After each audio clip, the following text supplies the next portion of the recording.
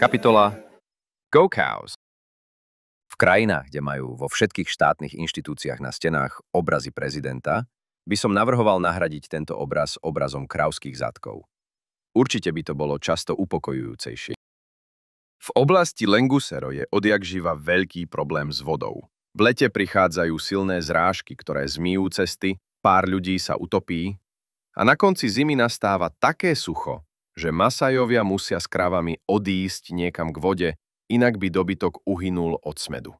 Niekto tam už skúšal navrtať studňu, tá je však hlboká 100 metrov a voda z nej je tak veľmi mineralizovaná, že sa nedá piť. Ako jediné fungujúce riešenie sa ukázalo postaviť priehradu. Asi 5 až 6 kilometrov od dediny, kde som býval, sa nachádza napájadlo zvané Bondeni. Na konci zimy však úplne vyschne. Ak by sa tam postavila priehrada, tento problém by sa vyriešil. Cieľ bol teda jasný – postaviť priehradu. Značnou sumou na ňu prispela aj Renča. Bohužiaľ, realizácia prebiehala 100% v africkom duchu, plnom odborníkov a praktických riešení. Celý tento príbeh som len počul, pretože tam takmer nikto nevie písať a zrejme o ňom nikto nikdy nič nenapísal. Keď starosta Munikity nazbieral dosť peňazí a usúdil, že je čas stavať priehradu, odišiel do Handeni, najbližšieho veľkého mesta. Tam našiel človeka, ktorý mal báger a sebavedomie. Ten mu sľúbil, že priehradu postaví. Okrem niekoľkých veselých udalostí, napríklad, že báger bol častejšie pokazený než funkčný a bágristovi sa tiež neustále kazila motorka, ktorá bola v podobnom stave, prebehlo všetko v rámci normy. Náš odvážny staviteľ priehradu sám navrhol, spočítal, zameral a zrealizoval. Skrátka prišiel s bágrom a nahrnul asi 5 až 7 metrov vysoký val zeminy, ktorým prehradil malé údolie. Veľká sláva. Budú mať vodu. Škoda, že Tanzánia nevyhlásila tento deň za štátny sviatok. Po 2 rokoch prišla veľká voda a priehradu pretrhla. Odvtedy je všetko po starom. Vodu ťahajú z hlbokých jám kýblami pre dobytok a keď sa voda minie, kravy putujú tam, kde voda je. Keď už som tam bol, samozrejme, že som si chcel vyskúšať to, čo Masajovia robia celé dni. Pasenie kráv. Buď ako Masaj, dýchaj ako Masaj, jedz ako Masaj, spievaj ako Masaj, pas krávy ako Masaj. Ešte raz poviem Masaj a už tam naozaj dám bodku. Masaj. Začalo sa to celkom nevinne. Sekenoj hovorí, ideme napájať krávy do Bondeni. Poď aj ty. Hovorím si, prečo nie? A ja som bol trochu smedný.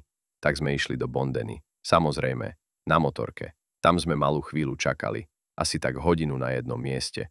Potom 20 minút na druhom, až kým neprišli kravy.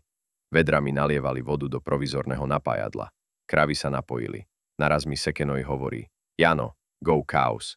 Ja som Jano, cows sú kravy. Coffee to go, cows to go. A ja, s veselou mysľou, že konečne idem pásť kravy, som si povedal, go cows. Do celej akcie sa však vkradla malá, nenápadná, takmer nepostrehnutelná chyba. Kravy išli domov inou cestou, než si myslel Sekenoj. Tak som sa zľahka stratil. Pretože som o tom vôbec nevedel, spokojne som si kráčal po širokej prašnej ceste z červenej hliny a pozoroval krávské zadky. A pritom som si užíval ich upokojujúci účinok. Je to úplne fantastické. Človek pri pohľade na kolísajúce sa krávské zadky prestane myslieť na všetko.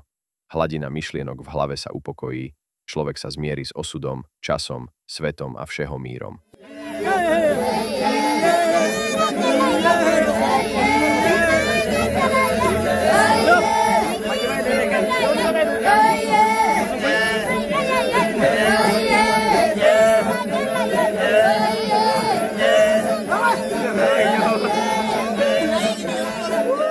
Ale naspäť k mojej strastiplnej ceste v spoločnosti krávskych zadkov. Pri napájadle rástli krásne, trochu vyššie stromy, pretože tam mali dostatok vody, no zároveň tam bolo aj množstvo kríkov, podobne ako v buši. Úvod tejto cesty bol určite najzábavnejší, pretože množstvo chodníkov, pomerne širokých a vyšľapaných kravami, smerujúcimi k napájadlu, pôsobilo ako ľahko priechodné, teda Masajovia nimi prechádzali bez myhnutia oka, na rozdiel odo mňa. Stačila malá vetvička kríka, ktorá križovala tento chodník, a už na nej číhali ostré háčiky, pripravené znepríjemniť vám život a zdržať vás čo najdlhšie.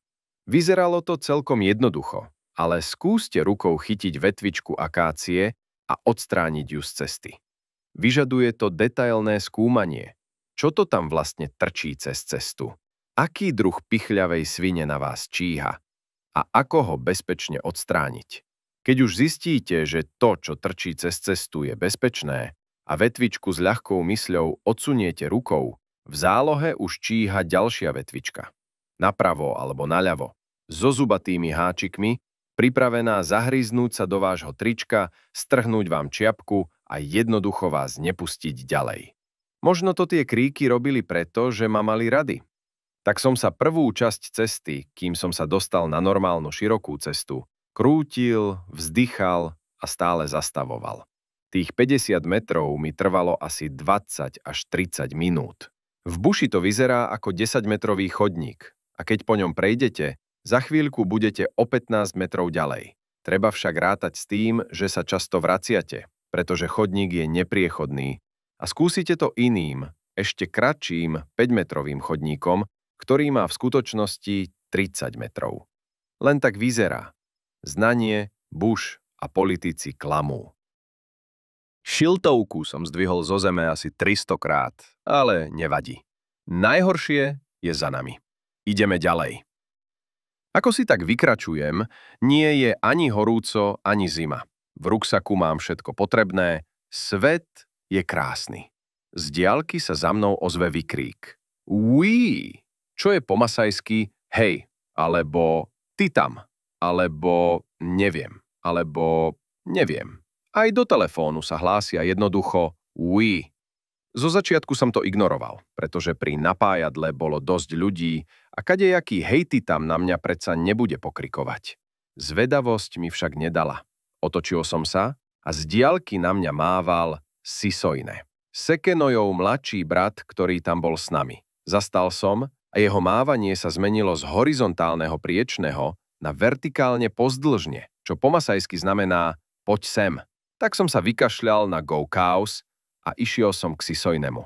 Keďže ten nevie po anglicky ani zaťať, veselo mi ukazuje zuby, smeje sa a ukazuje za chrbát smerom k Bondeni a opakuje.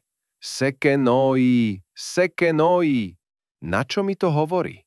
Viem presne, ako sa volá. Každý deň ho vidím a rozprávam sa s ním. A hneď na 5. deň potom, ako sme sa prvýkrát stretli, som si to zapamätal. Asi po 5 minútach tohto nezmyselného dialógu som pochopil, že tam je Sekenoj a mám tam ísť. Takže Go Cows skončilo a ja som šiel Go Sekenoj. Sekenoj ako správny akčný hrdina sedel v Bondeni na motorke a poslal brata pešo hľadať, kam som sa stratil. Domov sme sa vrátili v pohode. A večer pri pive, keď sme rozoberali moje dobrodružstvo, som sa priznal, že sa mi vlastne celkom páčilo, že som sa stratil. Som totiž taký dobrodružný, stratený typ. Ako sa neskôr ukázalo, bola to naozaj, ale naozaj taktická chyba.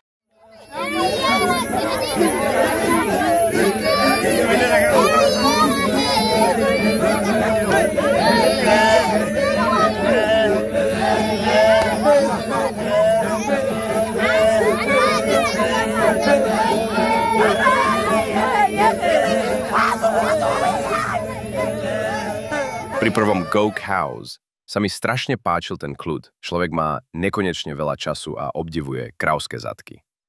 Tak som sa rozhodol, že natočím video v štýle Slow TV, aspoň 40-minútové, aby som vám sprostredkoval ten božský pocit. Takže sme sa opäť vybrali do Bondeni a Sekenoj poveril znovu Sisojného, aby ma sprevádzal. Sekenoj je skrátka taký usilovný typ, ktorý by stále niečo robil. Nezastaví sa. Ozbrojený statívom, ktorý som mal v pláne používať ako stabilizátor, nabitou baterkou v mobile a veselou myslou, sme vyrazili točiť Slow Masajskú TV. Sekenoj zavelí Go Cows a ukazuje rukou na Sisojného. Na prvý šup som pochopil, že mám ísť so Sisojnem a potom s kravami, ktoré sa už asi pred 10 minútami stratili niekde v buši. Myslel som si, že Sisoine ma bude viesť bušou a odstraňovať prípadné kríky, ktoré by mi mohli stáť v ceste. Omyl. Niekto mu prezradil, že keď som sa minule stratil, vlastne sa mi to páčilo a nech ma nechá opäť samého v buši. Kto uhádne, ktorý dobrák mu to prezradil, dostane odo mňa odmenu. Budem sa na ňo uprene 10 minút pozerať. Takže Sisoine sa stráca v buši a ja zostávam sám. Navyše mám v ruke asi 1,5 metra dlhý statív, kameru, takže na odstraňovanie kríkov mám len jednu ruku. Dôsledok je ten, že prvá tretina pasenia kráv je len moje fučanie, pobiehanie, státie, oslobodzovanie sa z kríkov a suchý kašel, ktorý som poctivo zdieľal s všetkými okolo mňa. Po chvíli sa ole moji krávej pasúci kolegovia nado mnou zmilovali a asi 30 metrov odo mňa sa ozval výkrik "Oui", čo znamená "Hej tým, Zungu, zaseknutý v kríkoch v buši. Neboj sa, sme tu, poď k nám." Neviem, ako by sa dal vo výkriku "Oui" odhaliť cynický tón, ale som presvedčený, že tam bol. Vzdušná vzdialenosť 30 metrov je v týchto podmienkach pre bushmana ako ja v skutočnosti asi 120 metrov. Neustále pokusy preraziť cez háčiky a podliezajúce kríky visiace cez cestu, vracanie sa naspäť a opäť ďalší boj. Často sa výkriky "Oui" ozývali aj za mnou. Mal som pocit, že ma obkľúčili, ale to som sa asi len k ním otočil, no chvíľu chrbtom. Ako nekonečný optimista som bol presvedčený, že moje utrpenie sa nikdy neskončí. Obklopuje ma jedno veľké väzenie a ja budem blúdiť v buši aj po smrti. Ale keďže sa dejú na svete neuveriteľné veci, zbadám dakde pomedzi kríky masajské červené oblečenie a za chvíľu už aj vidím blízkať sa obrovské biele zuby, ktoré majú, a to sa stavte, väčšie než hlavu. Sekenoj sa smeje. Asi na mne, pretože starý Mzungu vyliezol z buša dotrhaný a napriek tomu sa zabáva, ako by bol opitý. Koniec blúdenia. Go cows! Ďalšiu asi 4. hodinu trávime sledovaním kráľovských zadkov, ktoré sa pohupujú pred nami. Netuším, kam idú, ale vlastne je mi to jedno. Všetky pichľavé a háčikové veci sú v bezpečnej vzdialenosti. Nikdy by ma ani nenapadlo, že pohupujúce sa kravské zadky na africkom slnku môžu mať takéto hypnotické účinky. Ale samozrejme, Sekenoj prezradil Sisoinemu. Nech sa mi nepchá pred kameru a nech na mňa nerozpráva, kým točím video. Chcel som urobiť jeden dlhý 40-minútový záber v kuse. A keďže ani ja nesmiem rozprávať, aby som nerušil záber, ako mám prezradiť Masajovi, ktorý je 30 metrov odo mňa, že kľudne môže pískať na kravy a môže mi aj niečo povedať a môže sa aj ukázať na kameru, pričom v jednej ruke držím statív s kamerou a iba druhú ruku mám voľnú. Mávam rukou hore-dole, až kým som nerozptýlil jeho myšlienky. On zabudol, že nemá pískať ani sa mi ukazovať na kameru a pomaly, nesmelo sa objavuje v zábere, bežiac o krok vpred. Masaji sa s kravami nerozprávajú, ale na ne pískajú. Majú asi 1451 rôznych druhov pískania, ktoré som dodnes nepochopil, ale možno keby som tam bol 100 rokov, tak sa to naučím. Kravy sa ale postupne strácajú zo širokej, červeným pieskom pokrytej cesty a miznú v kríkoch pri krajnici. A som tam, kde som bol na začiatku. Háčiky, pichliače, fučanie. Sisoine občas stojí, veselo píska, občas pobehne, keď sa mu nejaká krava stratí. Beží obľúbeným komiksovým štýlom v pravouhlom predklone. Je neuveriteľne rýchly a takmer nikdy ho nie je vidno. Konečne chápem, prečo sú kravy také relatívne malé a majú tak málo mlieka. Pasú sa na kríkoch, na ktorých visí možno 20 polovysušených lístkov. Ale už asi 10 metrov od nás počujem, ako zastavuje motorka. Sekenoj. Vydávam sa tým smerom a po niekoľkých minútach som tam. Odchádzame domov. Myslím, že kravy za mnou vrhajú z hustých kríkov smutné pohľady, pretože takéto "Geno go cows" už asi nikdy nezažijú.